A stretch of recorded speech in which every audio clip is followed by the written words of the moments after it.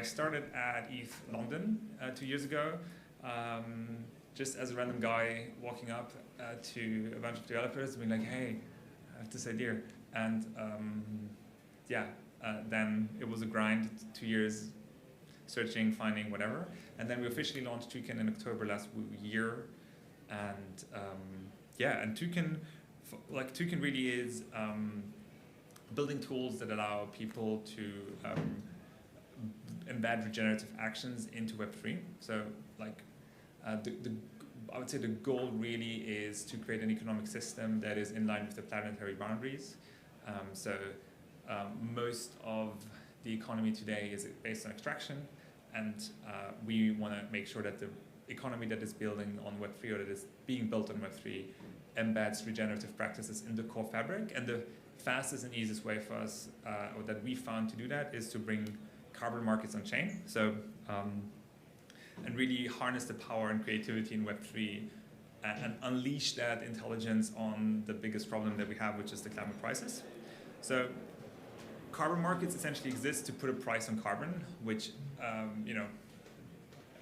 carbon emissions are negative externalities and normally not really priced into cost functions of a company. And the voluntary carbon market exists so basically to bring these two sides together. So you have projects that plant trees or embed like regenerative agriculture or renewable energy projects. So they essentially produce positive externalities that are then attested by carbon standards that are essentially NGOs that go like there and check that the trees have actually been planted.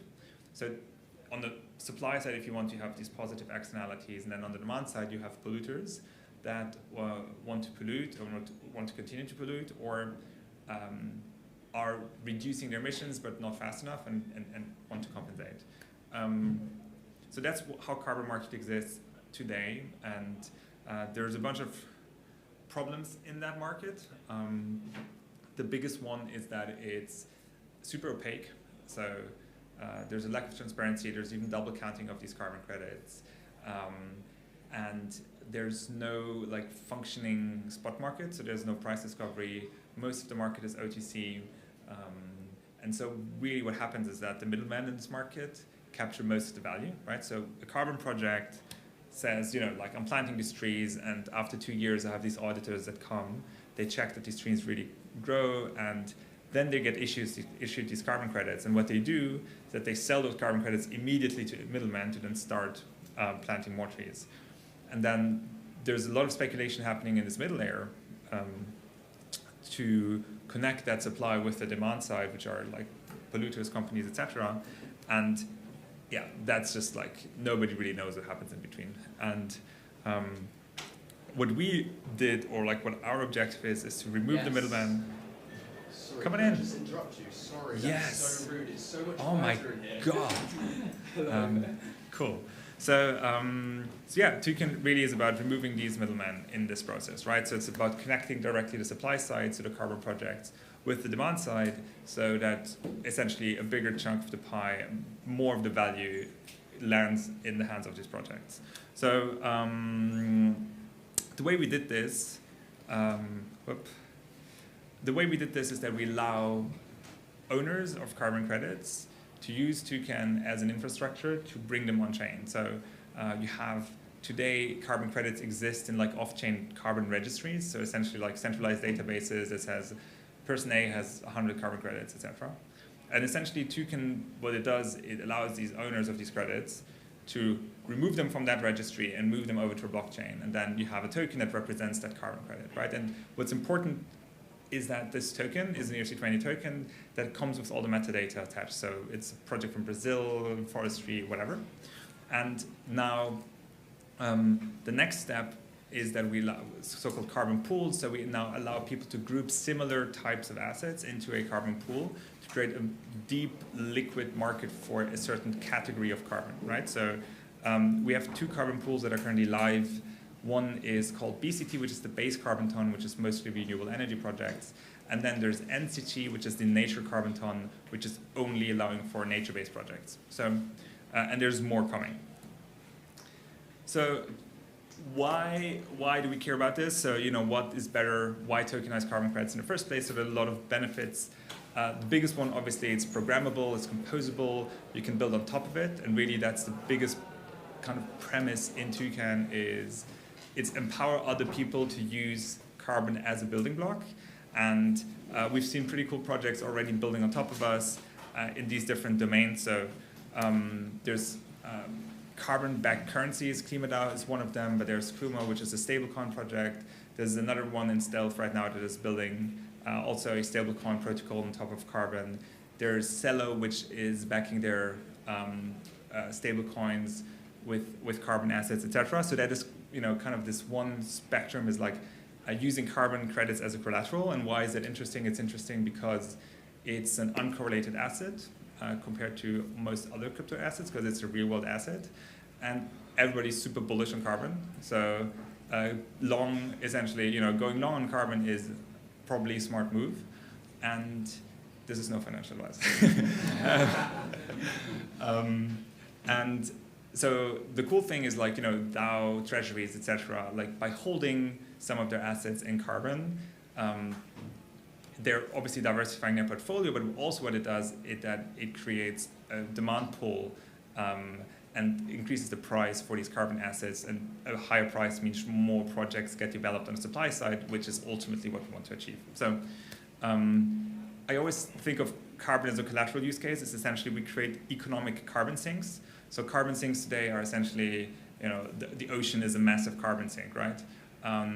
But what we can do by tokenizing carbon credits, we can create these economic carbon sinks where basically we lock carbon into, as a collateral into, MakerDAO or whatever, right? And so the more people start using a currency which is backed by carbon, the more demand for the underlying asset is produced, right? So it's essentially, let's create the gold rush for carbon and, let's hope that this has an impact.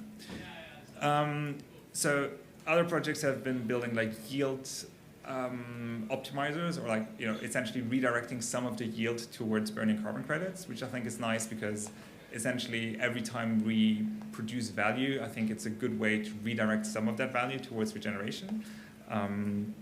We have projects that are built in the metaverse. One of my favorite projects, Atlantis, they also here, they have like trees, essentially their trees in the metaverse are actually capturing carbon if you want, right? So I tried to explain that to my grandma on Christmas, and it didn't work. But it would be cool if we could go back, like in 20 years' time and look back on a safe planet and be like, it's all these trees in the metaverse that solved climate change. So maybe not. But so what else? What is... so, NFT projects using carbon, like, let's gamify it, let's make it visible, let's make climate action the status symbol of this century, because, let's make it cool to do good. And our premise is let's make it as easy as possible for people to do good by having this building block and embedding it. So, what does regenerative by design mean? So, we have extractive systems. I would say capitalism is a perfect example of an extractive system. A sustainable system is, it extracts and it puts as much back as it extracts. And a regenerative system is that basically it puts back more into the environment that sustains us than we actually extract from it, right? And we all know that we're kind of at the edge of a, big problem, I would say, if you have read the IPCC report that came out. Some big numbers that are supposed to impress you. So the carbon market is growing super quickly. It's one of the best performing assets in the world. Toucan, we have launched in October, and since we bridged over 20 million credits on chain, had significant volume. And I think we tokenized 5% of Verra's registry. Verra is the biggest carbon standard in the world. So we definitely, it went faster than we thought, let's put it that way, which has some really positive things, like me standing here and talking to you, but also some really downsides, because like scaling quickly in crypto, generally scaling quickly has its challenges.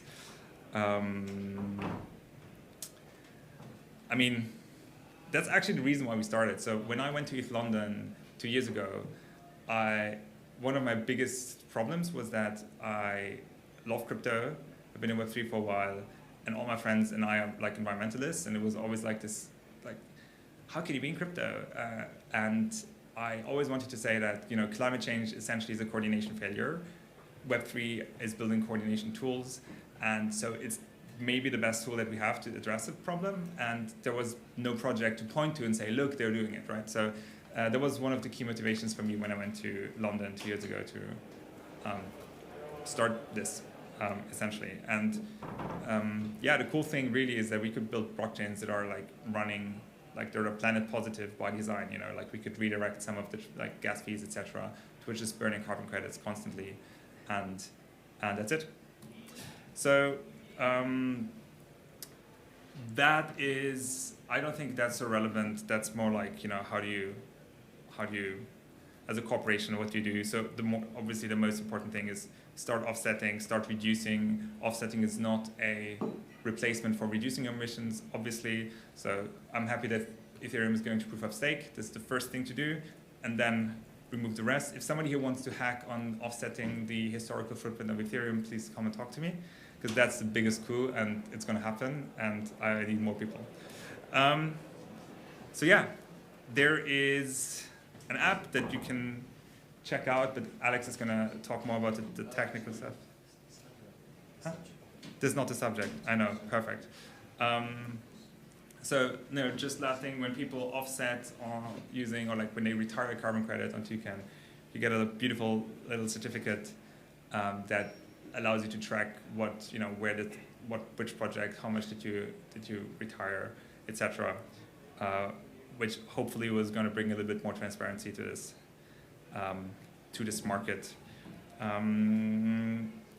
Yeah, I don't want to take too much time away from you, so I'll probably just, I think it's the last slide. Perfect. Yeah. So I'm bullish on this mostly because I think we can bring the next billion users coming to crypto might come through the climate topic, in my opinion, because this is so much more accessible for a lot of people, and you know, everybody talks about like what's the killer app for crypto and blockchain. I think this might be one of the killer apps for sure, because the carbon market is Web 1, and we can just leapfrog directly to Web 3, and yeah, it's happening. It's people in the traditional market are excited and scared. So there's a huge educational gap that we need to fill, and we're working on that. And but yeah, I think this could be. I mean, I need to wake up every morning and tell myself that we're not already doomed. So yeah, there's hope, and that's where I leave it to Alex. Thank you for this beautiful introduction. What I wanted to present to you guys today is the Offset Helper, which is basically a way to abstract a lot of the steps that take you from USDC to offset CO2. And this project right here that you're seeing right now on the screen is something that we've built for ETHDenver, where it actually calculates how much CO2 you've emitted by doing transactions on chain, and then you can offset it. And it's using an early version of what I will be presenting to you right now, which is the Offset Helper. Basically, to turn USDC, because like as Rafael just explained, one thing that we really want to incentivize is we want to make it easy for you guys to offset CO2, and you can build all sorts of dApps like the one I just showed on top of us. But you know, as a normal user, what you would have to do is you would have to buy USDC, you'd have to go to SushiSwap and then replace that with BCT or NCT. You would have to come back to our website, redeem it for TCO2, and then you could retire the TCO2 to achieve the actual offset. And obviously that's a few steps, and it's particularly quite a few steps if you're doing it programmatically, because you would have to learn the Sushi documentation. You would have to go into our own documentation and learn a few of our contracts to be able to achieve this. So the easier we can make it, the better it's going to be for you guys. And that's why we have the Offset Helper, which essentially takes all those 3 or 4 steps and abstracts them. And so instead of you having to learn all these contracts, you just look at the Offset Helper. It has a method called auto offset. You call that, and so long as you have USDC within either your wallet or the contract from which you're calling the Offset Helper, this is just going to take care of all of it for you. And it's also obviously always updated with our newest infrastructure. Like, for example, one thing that's happening right now, we're bringing in NFTs on chain. So after you do it on offset, you're gonna get an NFT for offsetting, which is supposed to not have like actual value. It's just a flex for you. Don't sell it. Don't do anything with it. But yeah, we're gonna update the offset helper to have that in mind. So you don't have to keep updating your own systems to match with us all the time, which really makes your job as somebody that builds on top of Toucan much easier. Where can you find the offset helper? It's the developer.toucan.earth. This is a much shorter talk than the introduction, as you can see, guys. I can show you the actual code right here for the, is it big enough? For the offset helper. And you can see this is the main method you will be interacting with. You're gonna give the address of the deposited token, the address of the pool token you want to use, because you can actually use BCT or NCT. And then you're gonna give it an amount to offset, and it's gonna just take care of it all for you. It abstracts the whole process to these three methods, which are down below. And this is the offset helper. You can actually offset using Ether too, or you can use USDC, VMatic, VETH. Yeah, because we've taken care of the swap with all these other tokens too. Any questions about this, or how you may use it to build, or ideas that you guys might want to use, like ideas that you have that you want to build on top of the offsetting process? Go ahead. You have a mic actually there, if you want to use it. Do we need a mic? No, I don't think so. Okay. So who mints these tokens? So there will be some organization which is buying the actual carbon offsets from the authorities, I don't know, EU or US or whatever, and then they need to lock it and then mint the token, because otherwise it wouldn't make any sense, right? So so we operate in the voluntary carbon market. So it's not, these carbon credits are not issued by authorities.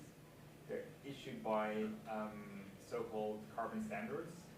There's right now the biggest one is Lazar. They have like 75% market share. And then Gold Standard and some smaller ones. So these are essentially NGOs that that go to projects that are planting trees or switching from conventional agriculture to regenerative agriculture or do renewable energy stuff, and they attest that they have planted those trees, and they basically will issue carbon credits for each ton of carbon that has been reduced or removed. So these credits now live in the Beurs registry, which is a Web1 database that has its challenges, let's put it that way. And so the user, when they come into Toucan, they basically delete it, they cancel the offset in this off-chain registry, and they move it onto, that's when the token is minted. So there's a process where, so if we go into detail, really what happens is that as a user, you go onto Toucan, you mint an NFT, which is called the empty batch NFT, which essentially represents a batch of carbon credits which you're bringing on chain. And that NFT, has, when it's created, there's a transaction hash. That hash plus some other metadata needs to be put into the Beurs retirement process as a pointer towards the NFT, basically, right?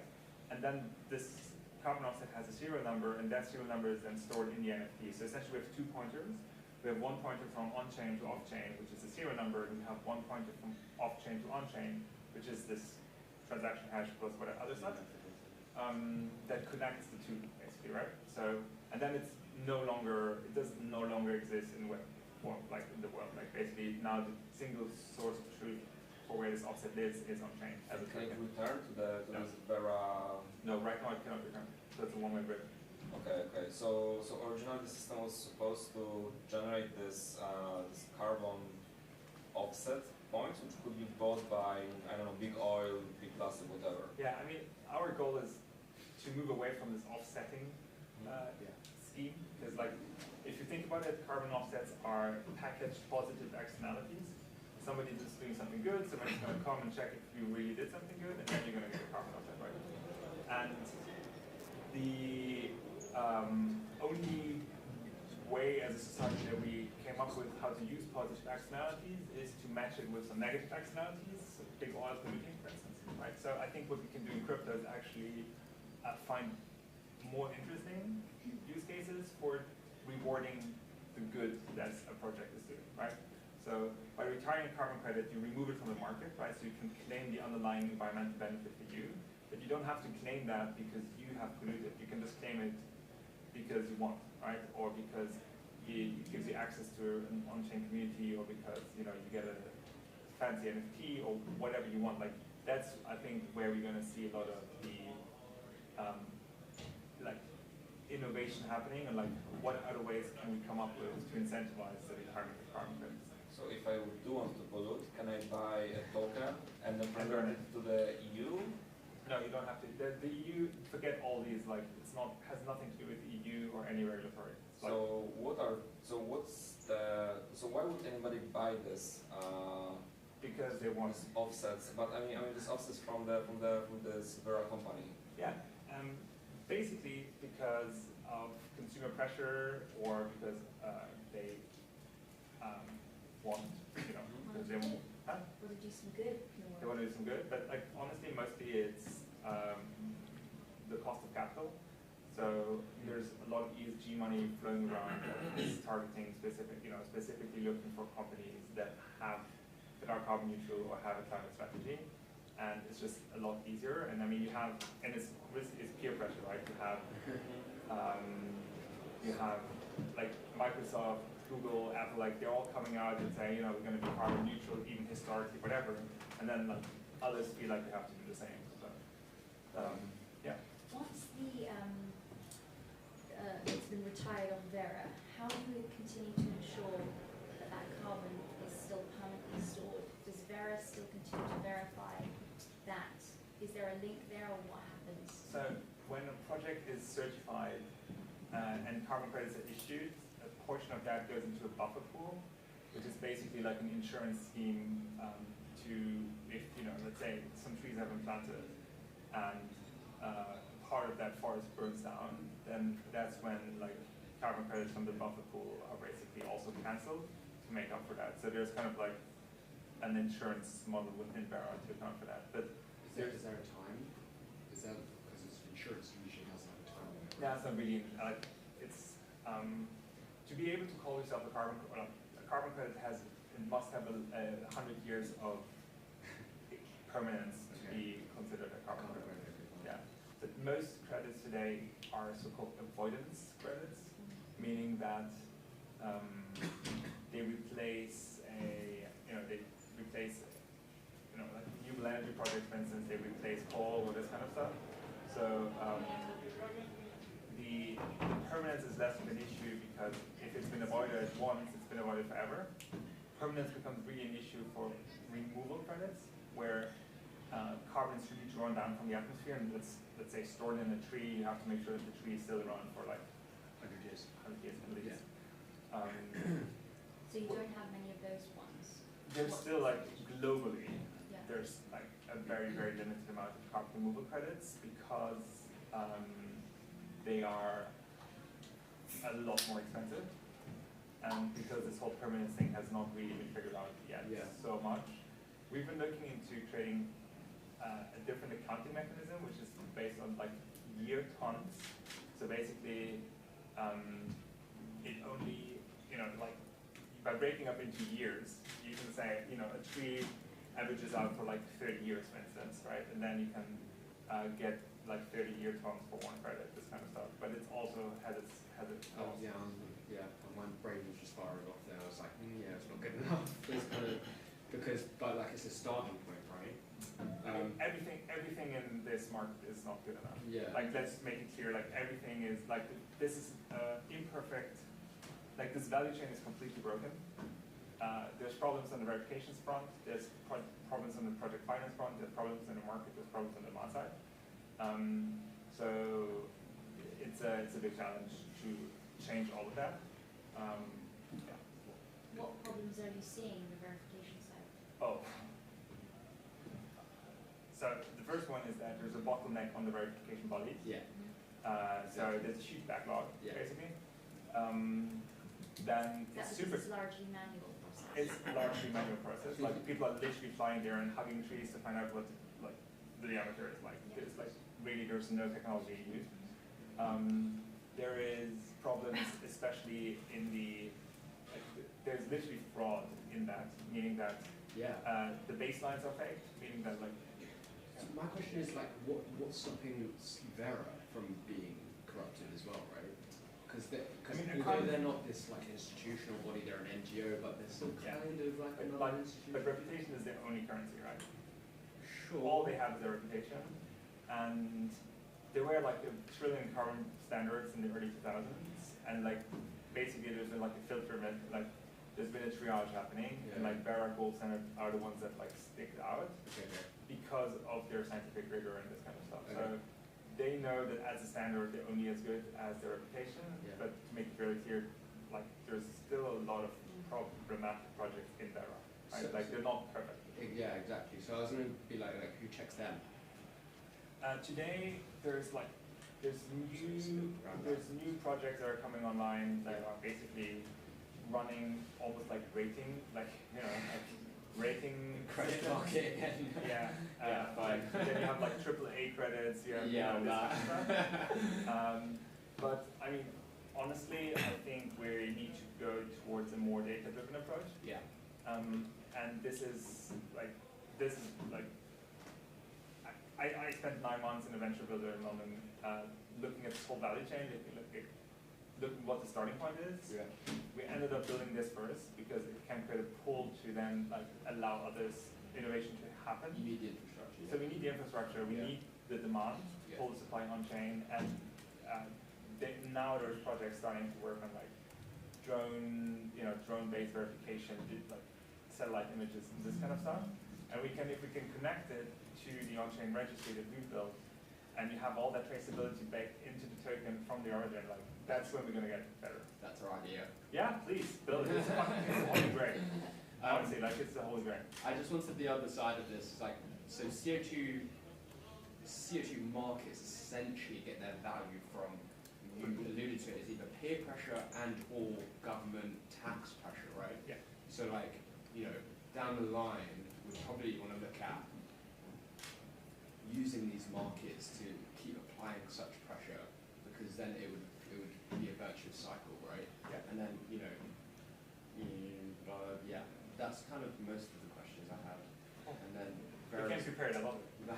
You came prepared. I love it. Yeah, well, we were really struggling. Sorry about our entrance. Yeah. Sorry about. Yeah. Excited to be here. It's okay.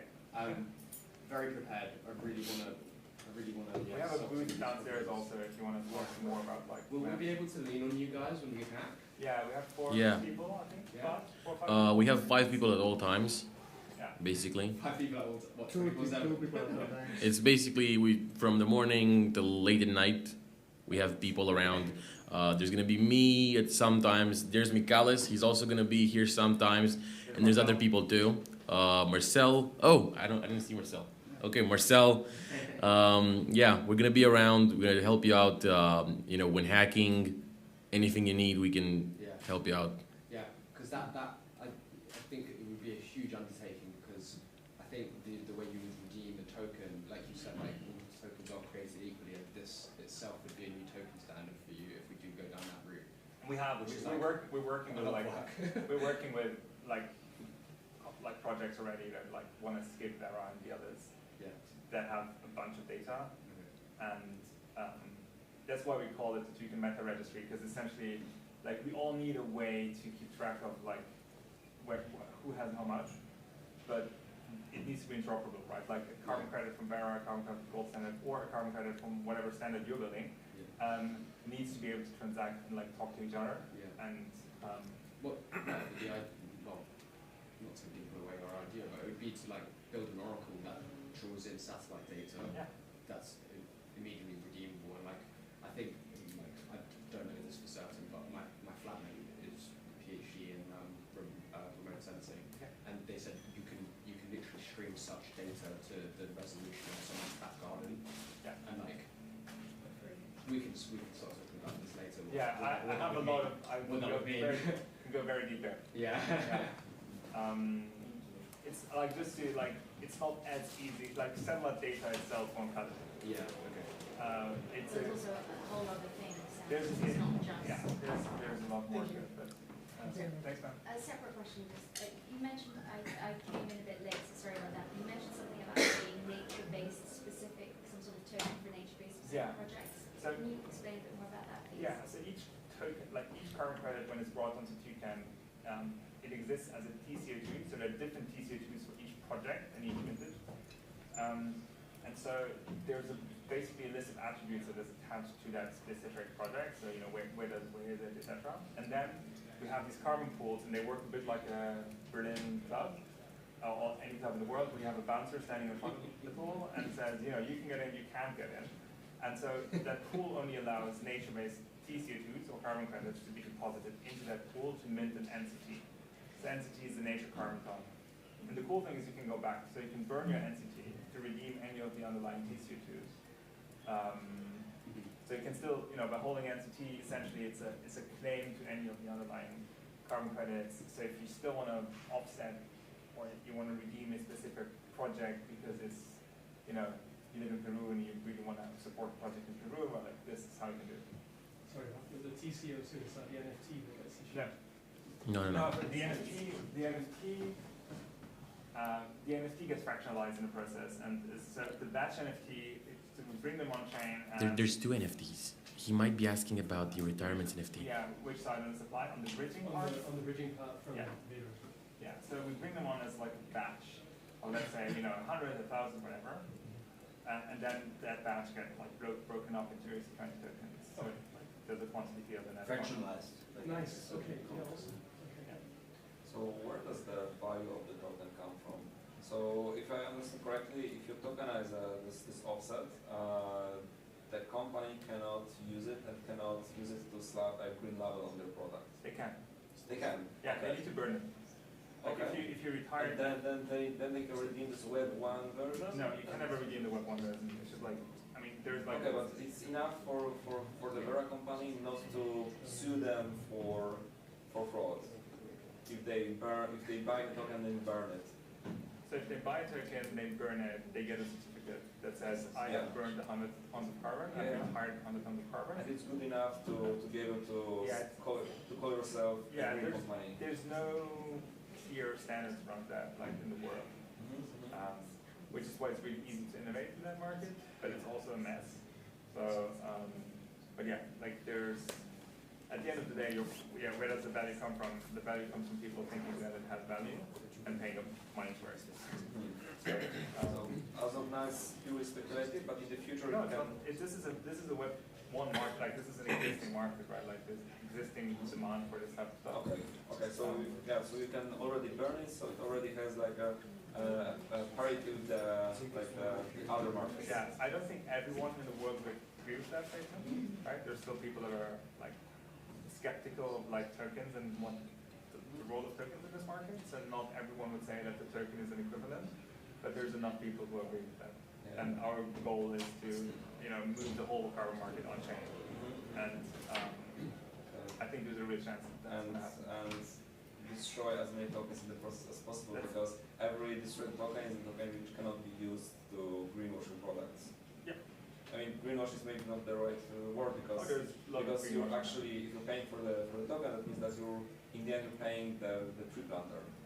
Yeah. With a very long. It's a results-based finance mechanism at the end, Yeah. Like, so burning a token means removing it from circulation. Yeah. And you know, if there's a project that, you know, every time it creates carbon credits, they get automatically, you know, it's a marketplace really at the end of the day. But, you were talking about growth being a problem, like you kind of hit, like you said that you were onboarding so much carbon that it became a problem. What was the problem, and how do you solve that? yeah, I mean, it was more that we were a small team, and we needed to keep the bridge working. You know, like it's just like, so yeah, ultimately it's been just like not enough sleep. Okay. Not enough sleep, not enough people, and So there's not an issue with like not enough carbon being available from the voluntary No. market to come on chain? no, I mean, Okay. yes and no. It's a problem, especially for carbon removal, because Yeah. it's a supply constrained market at the end of the day. Okay. The demand is bigger than the actual supply. And so a lot of the carbon removal projects are kind of sold out to like 2024 or whatever. So, which is why we don't have a carbon removal ton yet. So we're kind of working with people to source that, to make sure that we have enough supply to have a liquid pool chain for that. But yeah, that's not going to be tomorrow, but hopefully in the next couple of months. Do you have anything built in to offset like your own on-chain actions and the carbon that's been generated from that? Can you? It's like a little recursive, but I guess like as part of this, right, there's some other compute going on and things like that. Yeah. So what we do is that we like every time we take a fee, for instance, which right now there's only one fee when you redeem underlying TCO2 from the pool. Half of that fee, or sometimes more than half of that fee, is used to burn carbon. And the same thing, we're thinking about introducing a small fee in a bridging, and then we will basically automatically burn some of that, part of that fee. So kind of leading, by example, to make sure that whenever we extract, we put back. If you were asking about offsetting like your own wallets transactions, that's what you're talking about? No, it's something about more. Oh, cool. But we're working on making that more transparent for we're the first kind of we're the first users, and we want to kind of every flight that we take, making sure that it's fully transparent, how Toucan operates, and that essentially this B Corp thing, and build creating an equivalent for that on chain would be amazing. And then also allow other DAOs, other protocols, etc., to adopt a similar standard to really we're offsetting this event, Amsterdam, that's the city that we're in. So yeah, we're trying to build a bit of awareness in the crypto community for this, which is really become 2 years ago nobody gave a shit. I can tell you. So there's definitely a mind shift that is happening. So before I came into the talk, I kind of assumed that your main aim would just be to get as many ECT burns as possible. For example, literally send it to no address retire token. But from the talk, what I understand is you also actually want to provide, you want to create sinks or enable sinks for carbon tokens. So they're not necessarily burned, but the demand is there. Exactly. Our goal is not to yes, that would be great, right? But honestly, there's two things. We're right now essentially the infrastructure layer. So what you're talking about really is is an incentive layer, that can be built on top of this, right? So I would love if somebody was built an NFT project, for instance, that only allows you to mint an NFT by burning carbon, right? Somebody is doing that. Yeah, I know. But there can be many more, right? Basically. I know at least a few. Yeah. So there, this way we can create incentives for people to do that, right? But it's not our job to create the ultimate incentive. Right now, our job is to make it easy for others to build, to create these incentives, and be it in NFTs and the metaverse and whatever. Yeah, that's pretty amazing what you said about the tree thing. Yeah, that's really cool, man. I can't wait to, also in Web3 gaming and stuff, it'd be cool, if you could have, even in Minecraft or these kind of things, if there were special items that you could only get if you burned 1,000 tons of carbon or this kind of stuff, right? Just ultimately, what do people value and what are people willing to pay for, essentially, and you can get really creative. You can get really creative. Yeah, we have do you know Simona Pop, who she's one of the core organizers of these the she was a jury at ETHLondon where this all started. And we talked after months or so. We talked, and she wanted to, like, I don't remember what it was, but basically it was about sending her flowers, virtual flowers, and then we had the idea, like, you know, it'd be cool if you could actually send virtual flowers as like a gift or something like that to people, and that you could use, you know, offsetters to grow these flowers, you know, like this kind of stuff. I don't know, like there's definitely room for funny things, and they're not consumer facing, you know, like really, like just gamify it and just make it fun and make it easy. So, yeah, it's incredible that you just have the whole process. Yeah. Yeah, it's really a bet on that. Really. Like, one more question for the sake of all the nitpicky people. On which blockchain you are? we are right now on Polygon. We are we're deploying a part of the stack on Celo, and we're looking to be on other chains. So there is no proof of work involved? There's no proof of work. That's good, because that would be like the first criticism toward your project. Tell me about it. Yeah. Yeah, good. We're discussing if we should bring some of the, like NCT, for instance. So, you know, the biggest stack is the bridge, like all these different things, and then like at the top of it you have these pool tokens, and we're discussing whether or not we want them on ETH, because projects like Maker have, you know, a very clear strategy towards like clean money, etc. So it's a bit of like, you want to enable the DAO-to-DAO collapse with custom models there, yeah. it's like, and I think that will be probably, like, we have to make sure that like, I'm happy to wait maybe till like ETH also switches to proof of stake. Yeah, but so I think that there are some protocols built on top of those protocols. I think that yesterday was a talk. Yesterday on the Shelling Point, there was a talk from a project which was, I think, using your tokens for something, but I couldn't really grab the idea because I didn't know like the base. And what was the project? You remember? Was it Kima? Or it could be. I think that they were trying to create these DAOs which would use the carbon tokens in order to incentivize some goods changing their own proximity. I'll need to look up the schedule because yeah, I really cannot remember that many details. Yeah, there's I don't have the list of all that, but there's like 450 or 40-50 projects building on Toucan. Also like lending, you know, like you can take a loan out against the carbon and this kind of stuff. But not enough. Not enough protocols yet. Do you know anyone? I was wondering. So you made it clear it's not your job to build on top of the infrastructure you're providing. So is there anyone building like an orbiting layer or something? It's like somehow like I mean, it's one amazing aspect would be like one click orbiting. Orbiting for what? I mean, let's say that British Airways has a public address on blockchain. Yeah. Then you can audit where they acquire the BCT and where it goes. And are they just speculating maybe, or are they really retiring? Yeah, that's like that would be great. Yeah, I mean, is anyone doing that? not yet. No, I don't think so.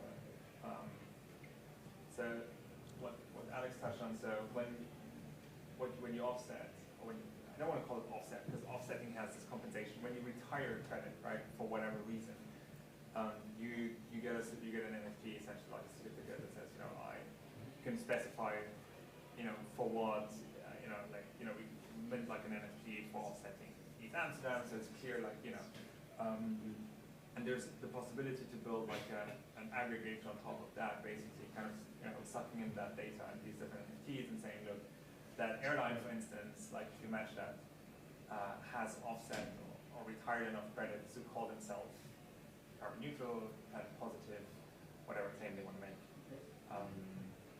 But obviously you need the real world data on that, like in that example, which is always hard. When you deal with crypto. So this program is called Regenerative. Yeah, It's called the talk from Robert. Yes, it's from Robert Zadem. So they're not building on top of us. We're partnering with them. Okay. So they're not using directly your tokens.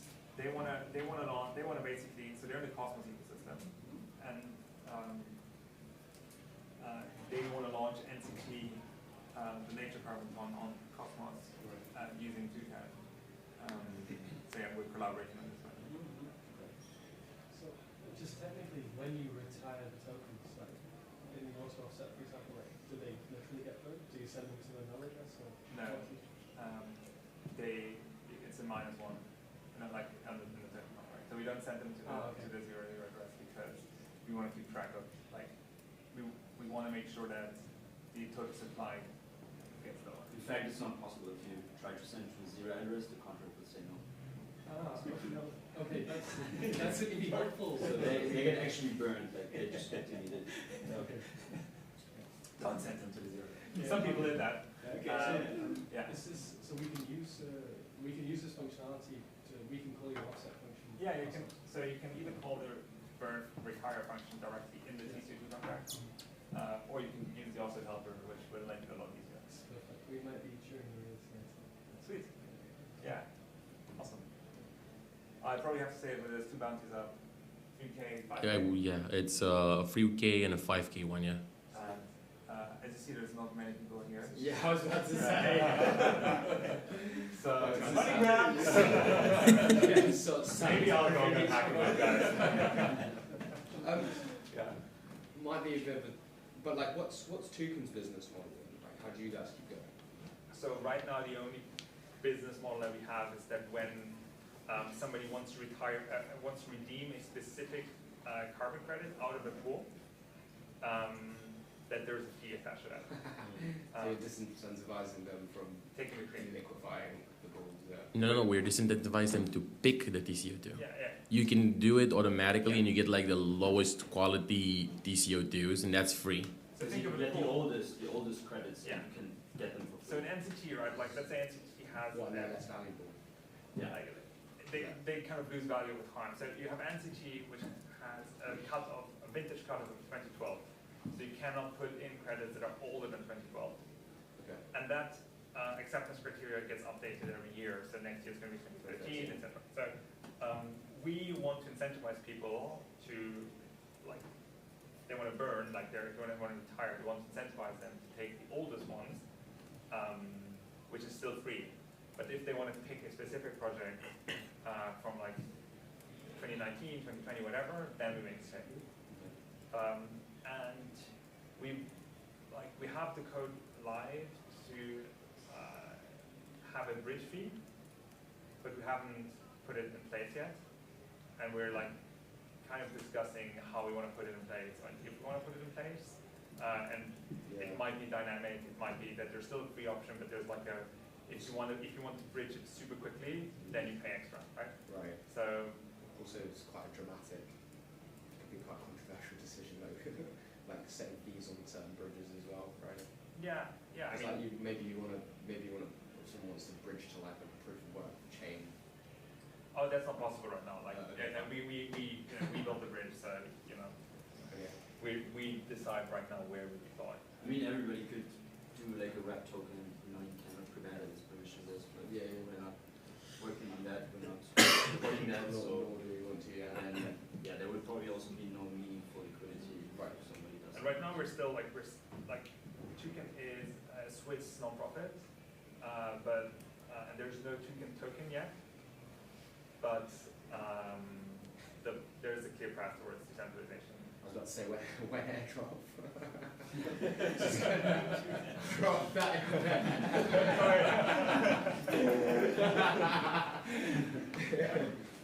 I'm joking. There might be some. I don't know. I'm only half joking.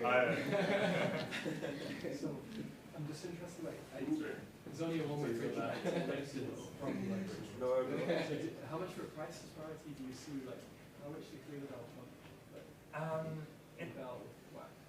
Yeah, so it's hard to tell because there's no transparency on the off-chain prices, right?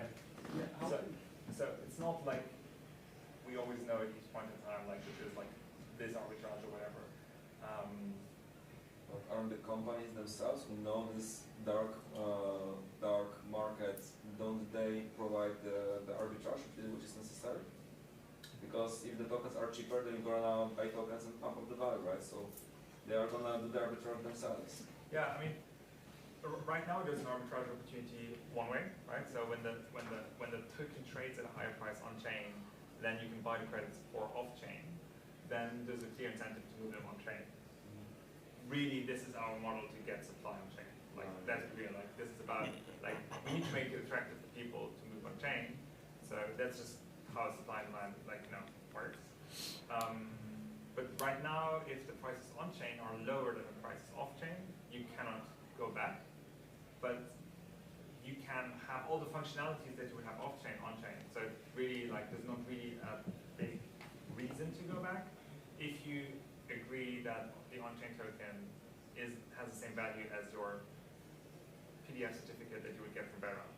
So, and that's an educational and lobbying, and like we have people working on that specifically, and also working like on a custodial, like basically abstract all the on-chain stuff away for corporates and just like pay with fiat and get the API. I guess the risk is not that the token price goes lower on chain, but that that's not a risk. Why? Because that's not a risk because if it goes higher on chain, there's people that are smart enough that they're gonna tokenize new supply and dump. Okay. Yeah. Right. Like if the price goes to 100, I can tell you I will go buy some carbon credits at $10, and I will tokenize it, and I will sell them to the pool, and I will bring the price back down. Yeah. Okay. So that's how 20 million credits landed on chain.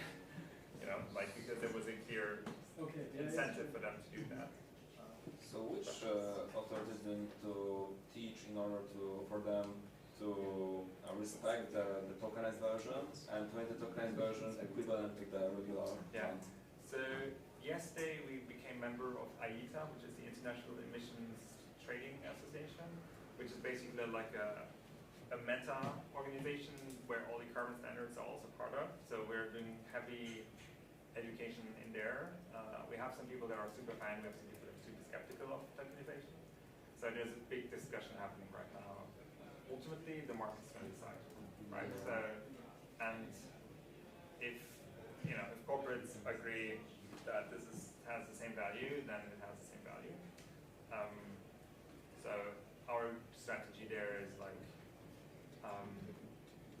the reality is that today most of the people who sell carbon credits, they have to secure the supply because there's no spot market, right? So how it works is that if you're a retailer, carbon offset retailer, you need to have a team that sources carbon credits, right? So you have 3-4 people, they have relationships with projects, they're going to do forward contracts with these, just to make sure that you have some supply, and you have that supply in stock, so you have to front the capital, so it's quite a capital intensive job. So what happens is that most of the retailers have like 3 projects that they can offer you, or maybe 5, and the big ones have like 50.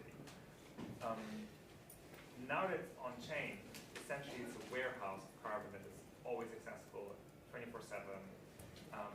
So by making it easy for these retailers that already have relationships with customers and corporates, etc., to tap into that on-chain supply, that's a huge benefit for them, right? Won't it globally reduce the price of carbon offsets? Won't it, in global perspective, reduce the price of carbon offset? Because now the market can be more efficient, so now the prices are going to probably be lower. So that means that it will be cheaper to buy actually, I don't know, offset of 10 tons and slap it on my pack of chips. Yeah, that's okay. I mean, because the same amount of money would go to the project, right? So if the price goes lower, it means that there's less intermediaries which have. Right. So the money is closer to the people who are actually doing the source work. Yeah. But also, I think like that, like we need higher prices, right? We need higher prices for to have a bigger demand pool for more projects being developed. So our thesis is by making it easy and finding new sources of demand, also within crypto and these economic carbon things that I said, like that hopefully will push prices up, which will mean that more projects get developed. Yeah. I only take problem with that just a little bit because we're again forcing an externality on developing nations, right? They still need to consume energy, right? So Why?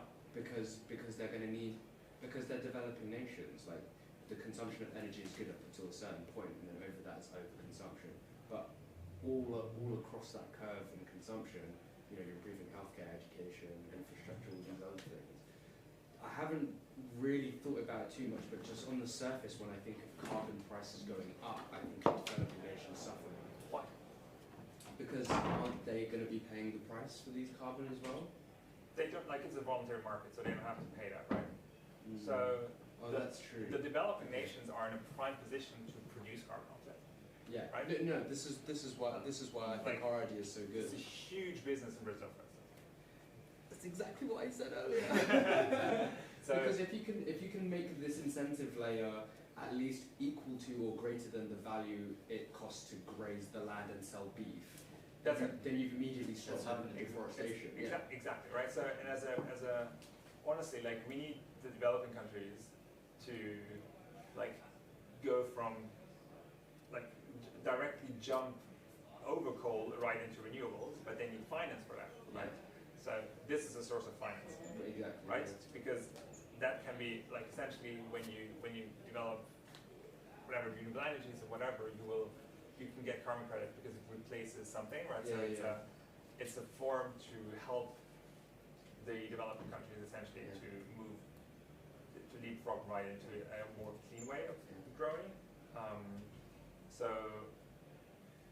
And then, as you said before, they could use these carbon credits as collateral maybe to raise other money to fund other projects. Exactly, like that's another thing, is that today carbon projects are mostly forced to sell their inventory to finance future stuff. With this, they shouldn't need to do that. Exactly, but if they can use it as a collateral to get out a loan, they can basically go long on carbon themselves. Basically allowing us to have natural capital. Yeah. And like, Cello, for instance, wants to ramp their collateralization, the rate of natural capital currencies up to 40%. Who, sorry? Cello, it's like a layer 1. Yeah. Actually, they're becoming layer 2. Anyways, so this means like 40% of their stable coins can be backed by natural capital currencies. Right now, I think it's $1 billion worth of stable coins that they have in circulation. So that's 400 million of demand for natural capital currencies just from Cello. And we know that, you know, MakerDAO has announced this clean money thing, but they have no clue how to do it. And but like, I really like the idea of, like, you know, if you can choose in which stablecoin you transact, and you know that one stablecoin is backed 40, 50, even 100% by green assets, and essentially you can make a choice which stablecoin to hold your stuff in, which directly creates an impact and has a so. And like, the difference between them is effectively arbitrary because they should be equally liquid. Exactly. Yeah. I mean, hopefully they are as liquid and like as useful as I've said. Which is then it is actually a choice. Yeah. Obviously, if it's like, hey, you can I find green stablecoin, like 500, it's total supply. And we never hold the pack. So but I love this. Yeah. But there's still like there's a long way to get to, and the hardest part is on like the MRV, the monitoring, reporting, verification, right? Because that's where that's where a lot of the challenges lie. Yeah. Well, this is more like just an interesting question. Like, where do you guys generally stand on nuclear energy? So I personally, so this is not Toucan, but I personally, I'm half German and half French, so it's a really good question. It's the best question. It's the best question. I personally think it was a mistake from Germany to move out of nuclear before moving out of coal. Ideally, we don't need either of them, but if I have to pick, I would pick nuclear at this point in history. Obviously, France is putting a lot of their nuclear waste to Russia, which is, like, they kind of, it's another externality, I would say, that is basically just dumped somewhere. So I'm not saying that I'm pro-nuclear or something like that, but we try to be realists as much as we can. And the reality is that we don't have a lot of time to solve the climate crisis, so we will solve the climate crisis within a capitalist system. That's it. Like, we're not going to change the system to solve the climate crisis first. Like, I do think that we need to change the capitalist system to a certain extent in order to, really have a regenerative economy worldwide. But right now, like, we just need to pump a lot of money to the global south, basically, and make sure that it lands in the hands of the right people to incentivize the right things. And right now, basically, we don't have the infrastructure, right? Like, we don't have, like, I tried to wire money to Brazil the other day. It's not me, no. If you can't do fucking bank transfer to Brazil easily, like, how are you gonna like do good climate finance to like a specific project in the jungle? Like, that's so crypto really. Huh? You can't send some USDC. Yeah, that's all. Like, exactly. Like, this is why DAI and etc. is huge in Argentina and Venezuela. Like, because just a stable coin is like a mind-blowing innovation, right? Just because, first of all, it's actually stable compared to the local currency. Plus, it's like instant. So, literally, the money. So I'm the president of the Oxford group that are here today, and like, a budget for this was getting wired. Hey, we're talking regeneration, man. Is it later finished? I think doing some random chat? Yeah, I'm doing some random chat. You want to join? Yeah, why not? Hey. And then there's a dinner later. Are you having a workshop now? Yes. Sorry? You're doing the workshop now? No, you're not doing a workshop. I just want like also like I mean, do you already have like idea for the prices? Because in fact we are like thinking to do like the bridge thing, but the two-way. Okay. Yeah, sick. Like the two-way bridge for cosmos in general ecosystem. Yeah. Like rather than doing this rubbish one-way thing. Yeah. And do you think that would just qualify? Speakers. And Axela? Of course. Yeah, this is an Axela service. Yeah, I mean doing basically the message standard. Yeah. Yes, which then will be used by Axela. Sick. Hey, cheers. I would say that qualifies. Yeah, I mean, it's building. So the price is. Well, is I guess expanding the Toucan infrastructure, which that probably would fall under that. Yeah. It's building with carbon, or, I mean. So like the idea would be then, for example, like to do it with ETHMOS and then let's say deploy your contract on ETHMOS. Okay. The CO2 contract on ETHMOS and like move it from. You're wearing a region t-shirt, right? Yes. Are you from region? Yes. Good. Like, why? Because Gregory is. So it will be deploying it on ETHMOS and then moving it to region later, or what's the plan? I mean, that would be great. What's our plan? Huh? What is our plan? In other words, what's the plan? Like questions. No, with region, we want to use it directly with region, right? Yeah. But for a hackathon, yes, Yeah, we use ETHMOS. Please, let's do it. Because it's a hackathon. Yeah, I love it, man. I would love that. And maybe it's even easier, man, because. Yeah, it's easier. Yeah. Would you do Axela, you said? Or Sorry? any bridge Axela. technology in mind? Axela? Yeah. Cool, yeah. So, thank you very much. It was a great talk, so Cool, thanks, man. I'm really psyched. See you Thanks for a around. good question. Yeah, Axela, why not? I mean, we've been like chatting with Nomad, with Axela, then also like checking with Gravity, and yeah, the Axela approach is just like the easiest. Yeah. And the lowest overhead because like they do handle like the whole consensus without like adding additional license verification on the different chains. So once they have it, they already are connected to all EVM chains. Yes. So. I haven't looked into I have this long reading list of Nomad, Abacus, Layer 0, You know what's the problem with the long reading list? I mean, it's just It just gets longer. It just gets longer. I mean, everybody's when you already have a long reading list, it's just enough. Yeah. Fuck it. No, it's impossible. It's impossible to keep Every track. day there is something new. Yeah. A new reading list. Yeah. Cool. I love it. How you were there? I didn't. Yeah, I don't You know know- who wants to hack. I mean, it would be cool to like maybe not have I don't know a mode of competition. What? What's the competition? Yeah, like if, I don't know, if like 3 teams compete for the first prize and then no, like only 1 team gets it. I don't know. And if I think like if all teams like submit something really valuable, it should be important that we I don't know kind of Like, reward everyone. that's cool.